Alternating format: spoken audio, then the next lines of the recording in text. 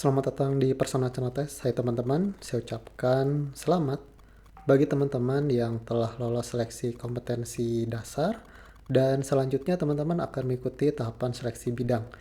Nah, di sini teman-teman bagi yang mengambil formasi auditor ahli pertama atau terampil, teman-teman jika bingung apa sih yang harus dipelajari, soal-soalnya bentuknya seperti apa sih yang nanti akan muncul.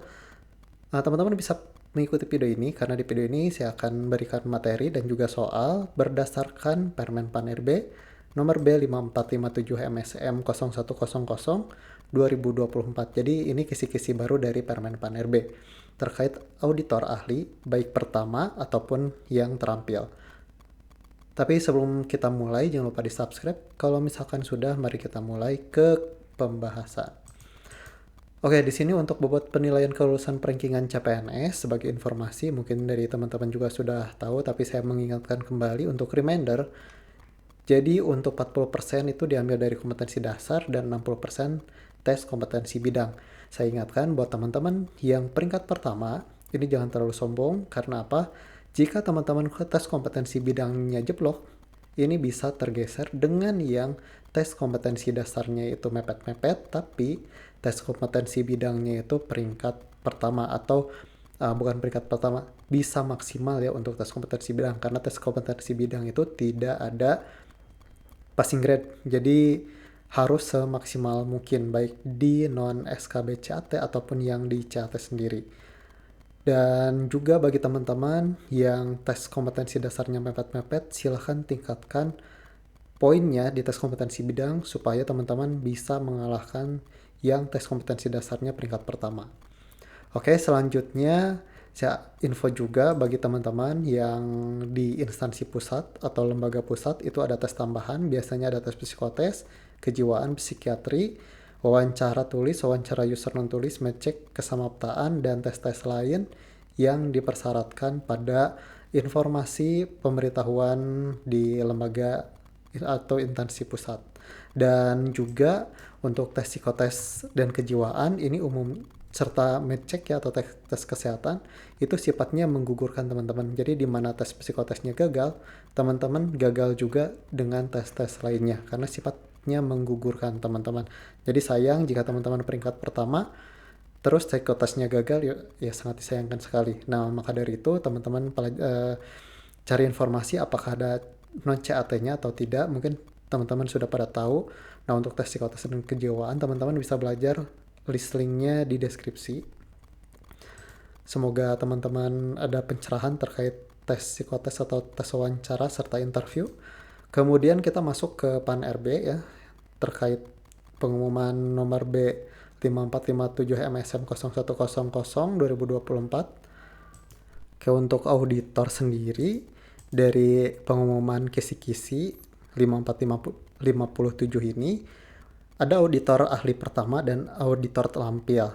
Nah, di sini materi pokok terkait kemampuan umum dan kemampuan khusus untuk auditor ahli pertama ini ada 8 poin dan untuk auditor terampil ada 9 poin, di mana ada perbedaan cuman sedikit dari perubahan metodologi pengawasan audit intern dengan metodologi pengawasan. Nah, ini kemudian pemahaman terhadap faktor ya, ini juga teman-teman yang membedakan dengan ahli pertama. Jadi cuman membedakan dikit, tapi topiknya sendiri untuk auditor ahli pertama itu lebih sedikit daripada auditor terampil. Nah, di sini saya sudah rangkum ya, membuat modul rangkuman terkait materi-materi ini baik ahli pertama dan terampil. Nah, di sini untuk auditor ahli pertama ya. Nah, terkait standar audit. Di sini untuk standar audit di poin pertama. Nah, di sini ada pengertian dan ruang lingkup standar audit, ada ruang lingkup standar audit ya, pengertian standar audit, ada ruang lingkupnya, kemudian ada komponen standar audit ya. Di sini ada poin-poinnya sendiri, ada standar umum, standar pekerjaan lapangan, kemudian ada standar pelaporan. Selanjutnya terkait proses audit standar, di sini ada tahapan perencanaan, pelaksanaan, dan pelaporan, kemudian bukti audit dan relevansinya, kemudian jenis-jenis standar audit di Indonesia ya terkait SPAP ya, standar profesi akuntan publik, standar audit intern, ya, semuanya sudah kami rangkumkan ya. Tim saya rangkumkan buat teman-teman. Jika teman-teman masih bingung atau mepet-mepet kan apa sih yang harus dipelajari, jadi kita udah rangkumkan materinya, tapi ini harus dibeli ya teman-teman, sebandel dengan soal-soal. Nah, soalnya sendiri dari soal-soal ini kita susun ya.